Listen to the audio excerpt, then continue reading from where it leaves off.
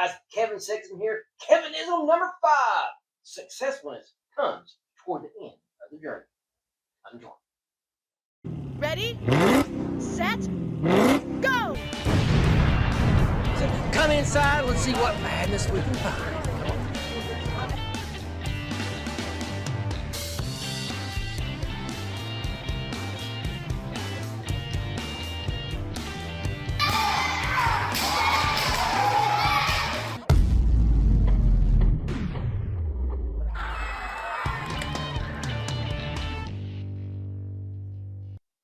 All right, guys, here we are. Successfulness comes toward the end of a journey. I know people probably might have heard of this, or their parents probably told them something similar to that. And if you've watched any kind of mentorship videos or those self-help kind of program type videos, you will hear either that to the exact words or something similar to that. And it's very important that you take and understand and grasp this to the fullest, because if you don't, you're going to what you run into when you're on any kind of journey. It don't matter if you're trying to learn a talent, you're going for a promotion. It don't matter what it is. It could be parenthood. You're striving. Here's where I'm at. Here's where I want to go. And well, that can take a bit of time. Anything of value, it don't usually come too quick. There's a stretch of a journey there that can consume. It can be months, it can be years, it can be decades, and trust me, decades. And it could be and something could be a whole lifetime journey, and you're not going to get there until right there to the end. But the point I'm trying to make here is, the longer it goes, the more the roller coaster of emotions starts running in. And it's then when you're down there in those valleys, everybody can do anything when you're up on top of the roller coaster, if you know what I mean. And that's easy. Anybody can accomplish almost anything when they're riding that high. But unfortunately, reality sets in, and a lot of the time you will find yourself in this valley, and they might not be anybody there to pat you on the back or give you that helping hand out to lift you up and to push you forward. There's no guarantee that you're going to have that in your life. That's why I always promote myself and other people. Be that guy, be that girl who picks someone up, gives them the good advice, and pushes them in the right direction. Be that. If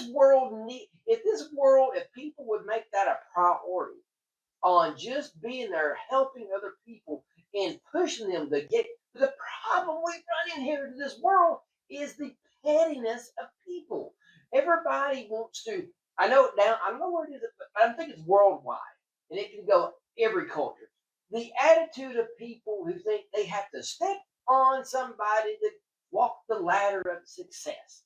And I'm not saying that don't work, but what I am saying, that is morally scrupulous. That's what it is. It's just, what a sorry human being that you got to be, where you feel like you have to push someone down or knock them out of the way or defame them or just put them on the dirt, put the boots to them while you're there, just so you can gain a little success. How pathetic are you? I'm just going to be tough and rude. If you're that person, boy, you need to get slapped in the face. And I'm not here promoting violence, but I will say this: my dad, God rest his soul, he did teach me one value lesson. There's just some people that can really value a good punch in the face, not beating them up, not putting them in the hospital, but there's a lot of knuckleheads out there that the only way you can get to them is get slapped and knock some sense into them. And I know a lot of y'all, oh, Kevin, that's just not the way. That's not. Yeah, okay. Try without it once in a while. But I'm here to tell you, I've been on this planet for 53 years, and there's just some people, you got to give them a little something. That's all I'm saying. I'm not saying fighting. I'm not saying hurt nobody. I'm not saying put anything in the hospital. I know some of y'all are going to put a thumbs down on this, but please do that way. I know who you are. Leave a comment so I know you're not wasting time. But I'm telling you this from experience, okay? It's not something I'm just hot-headed as field. But I'm just telling you, that's how hard-headed people, and people don't need to be that way. You got to help people. And a lot of another little turnabout on this is a lot of people go in here and on these get rich quick schemes. They really get in there and try to do people dirty and stuff like that, and it's just wrong. And then two, as us as human beings, we run into this deal. We have maybe too high of expectations on your goals or your plan. Just because you write it down don't mean you might have to go back and erase and adjust your ideas and your plans on how to get somewhere. Just because I know a lot of people, I know a lot of managers, a lot of bosses love to say, "Well, I said to do this, and we got it wrote in our guidelines here. Is this how you're supposed to do it?" And okay, that might look good and sound good on paper, but it don't mean it actually works in the real world. And that, like I said, that could go on a program, that can go on on some kind of plan to get a project done. It can be on your guidelines, on your direction and game plan, or your goals on what you want to achieve in the future. There's always you're going to hit walls, you're going to hit little stumbling blocks, and you're going to have to make adjustments. You're going to have to because the world. And here's the thing: the world right now is constantly changing on a very quick pace, and this is why you can't like back in the I would say pre-80s. Things kind of changed slowly, and now things are more on a faster. You could easily say back in the day, 15 to 20 years is when we seen some change. Now you can easily say about every 5 years we see massive change, and that's why you got to get a plan. You always got to come back and readjust your plan, and then don't give up on your ideas just because you wrote something down and I got us to do step one, step two, step three, step four, step five, and I'll hit my goal. And you hit step three, and boom, it's just like dead stop. You gotta not give up. You gotta stop, regroup, talk to some mentors, and get a new game plan. Update your game plan. All right, you gotta have a positive attitude. It's very important that you stay away from negative people. And this kind of goes back to the first part. Like, you got to slap these people when they see you succeeding, when they see you start climbing that ladder. You know what they're going to start doing? They're going to start planting little seeds of doubt in you. They're going to start spreading little false rumors about you on how, oh, he gets too excited when things get tough. Or, oh, we don't like how his attitude is when he's handling a situation. They'll always start throwing these little seeds of doubt. Then that way, and guess what? You're a human being. You might actually just make a legitimate mistake on how to do something. And then by planting all these little seeds, then if you do make a mistake, what happens is, well, remember when I said this? Remember when I said that? And then boom, they create a paper trail of false lies to put you down. Sorry, guys. I've lived through that a whole lot, so that's why I'm very passionate on this. I don't have sympathy for people like this. All right, I'm being real here. If you don't like it, I don't care. But someone's got to be real. Someone's got to speak the truth. And like I said, I have lived that way too much. And boy, when I start sniffing people out like that, boy, I call them out on it to the face. All right, number two, when you talk to others that aren't in the same line of work, that's you need it when we're trying to go. Let me rephrase it. When you're trying to accomplish something, you need to find someone who's already in that field, who's kind of done walked that path, who's done went through the thorns, who's done walked through the mud, so to speak. And by talking to those, they're just mentors, and they can share with you stories on how to tiptoe around that mud, on how to dodge these certain thorns that will cause these little hiccups and plateaus or walls, so to speak, to help you navigate. Because what took them 5 years of hell to get to a point, if you listen to their story, pay heed to all their details and warnings, you might be able to do the same path in doing it in 2.5 years. And it be an enjoyable experience instead of a grudge and fight crawling through the mess. Trust me, it has. I wish I would have learned that probably 15 years earlier. I didn't learn that till my mid 30s. And in my mid 30s, I started to get it, but it still took time. And look, guys, when you start learning these things, it's not like you get this information and whoa, the magic happens. No, it takes time for a lot of these good things and these mentors dealing with you for it to soak in to the point to where you can actually use it and have it come back out of it. It's not yada yada yada. I read that, now I know it, and I'm going to apply it, and it just magically happens. If it was like that, God, that'd be great. But it don't. You got to really soak this in over and over and over, and use it and use it and use it, and then you start finally figuring out how to apply it. There's difference than knowing something and applying it. That's a totally different game. Let's see here. And another thing I want to do, don't share your big ideas out to the public. In my younger years, I'm just going to have to be frank with this. I was bad at this. And I was really bad that when I had a project going on, as the very beginning of it, I was very notorious on throwing the hype out there. That's what I was trying to do. I was trying to hype other people about what I was doing, but at the same time, I was trying to hype myself because like I said, I'm ADHD. If I am not overly pumped about something, if I lose the slightest bit of interest in something, I'm done. And so I knew that about myself at a young age. So when I started doing anything, and it was just a bad habit of pumping other people up, hoping that they would throw it back at me and keep me pumped up. And it did work several times, but a lot of times it didn't work. And another problem was uh, earlier in my art career, I was not in a position, I didn't have a whole lot of money. I didn't have a whole lot of resources. I didn't have a whole lot of like gear. I've always been behind on gear, technology. I've never had the computer. No, even right now, where I'm at as an artist, my computer can't handle the load. I can't do what's inside of here because of the technology that I don't have. And like right now, I don't have a 3D printer. Right here's my 3D printer, okay? And I don't have the software to create things. So I'm always doing things the old-fashioned way and it's good that I'm doing that because it keeps those skills up. But it's a slow process.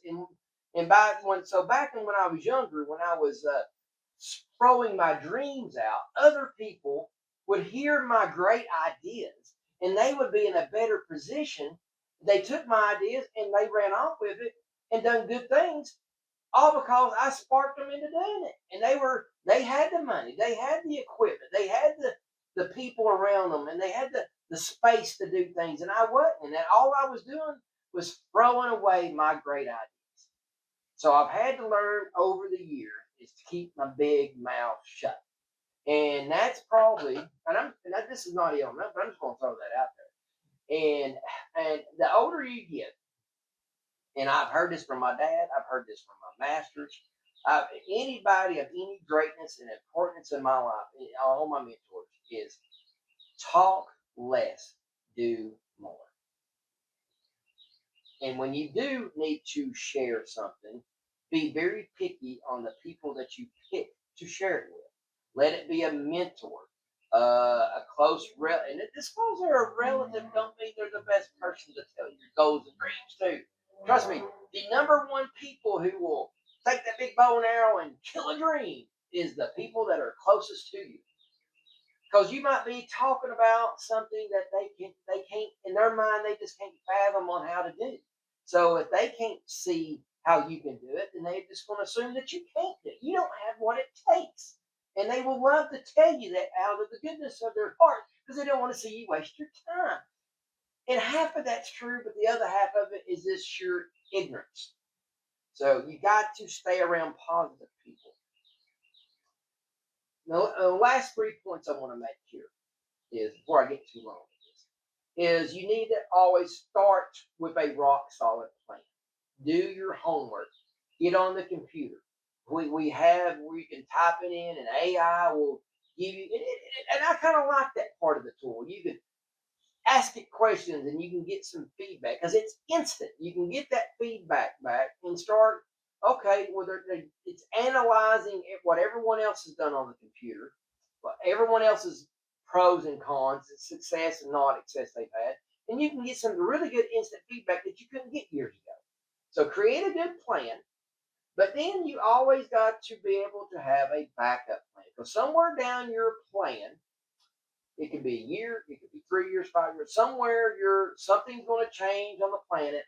Some new technology is going to come out, and you need to stop, reassess, and update your plan. It's not that your original plan failed. It's about you had a rock solid idea, and it's going to take you to a point, a milestone in your journey. And when you get there, you'll say, okay, well, this is not quite working right. It's time to pause, do the same process all over again, reassess where you're at, make a new plan, and let it take you to the next point.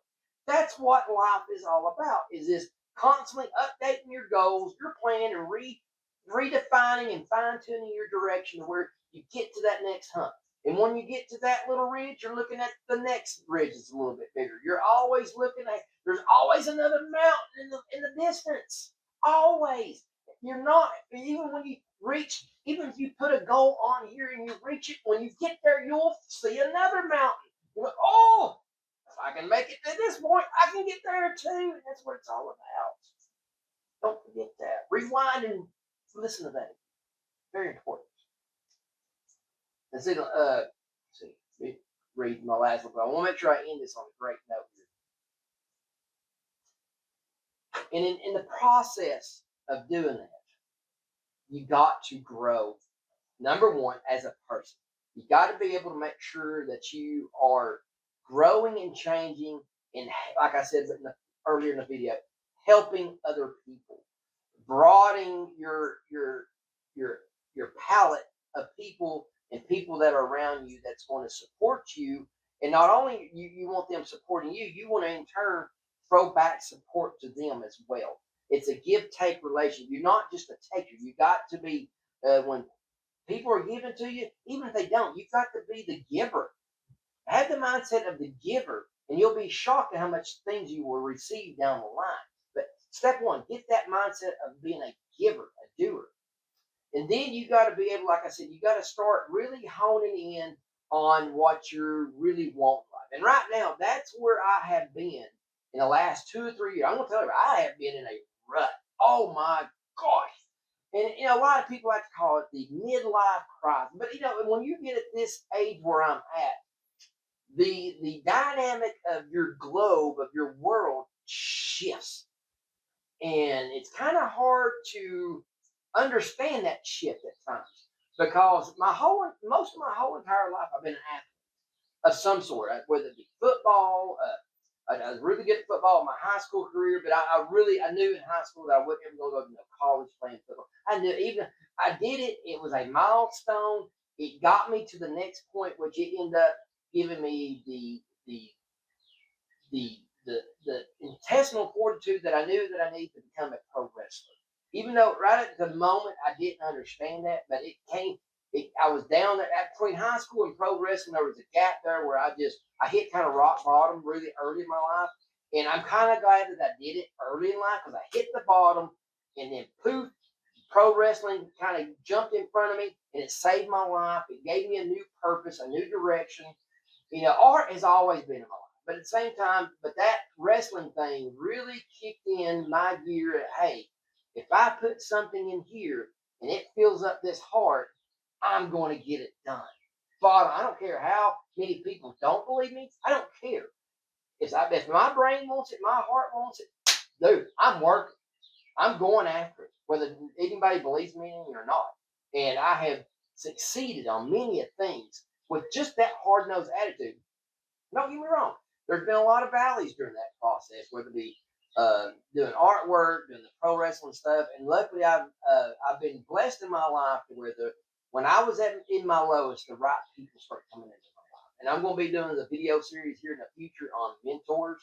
and mentorship. And I'm going to be actually having several of those mentors are still alive, and I want them on the video with me as we're talking, because I want to hear their point of view on their, like, how hard-headed was Kevin when I was telling you this? And I'm shocked that you actually listened. I want that to come out. I want to be real with that. And, because it's a part of the journey, folks. You got to be able to, we're not perfect. No one's perfect. You got to allow yourself, it's not true failure when you hit the bottom and you get up and you knock the dust off and you pick up the notepad again, you start making new notes, and you go for it again. That's not failure. That's how winners are made. That's and Taekwondo. That's what we call. That's how black belts are made. That's what black belts are made out of. And that is a huge deal. You're going to get knocked down, and you may get knocked down a lot. It's not about the getting knocked down. It's about what did you learn when you got knocked down, and it's all about getting back up and taking that knowledge and getting the dirt off of it and reapply again. That's what it's all about. And like I say, guys, successfulness comes toward the end of the journey. It's just how it works. And then, and I'm not saying that some things you can't get some kind of quick success on something. Yes, but when you start make a list of those quick successes and the ones you had to really put the sweat equity into. That's another video. Go back to that sweat equity. Boy, that really is a great setup for this video. Is make the list of those two things and really start which one of them on the list, which side of the list means more to you. The easy ones or the ones you blood, sweat, and tears. I'm here to tell you the answer is going to be the blood, sweat, and tears. But guys, that's Kevinism number 5. Successfulness comes toward the end of the journey. Live it, learn it, accept it. That's just how it is. And guess what? It's a beautiful thing. You just got to accept it. I'm Kevin Sexton. Go back, watch all the other Kevinism. Support me, make a comment. Make a good comment, make a bad comment. I don't care. Just engage. Let's talk about it. Take it easy. Have an awesome day.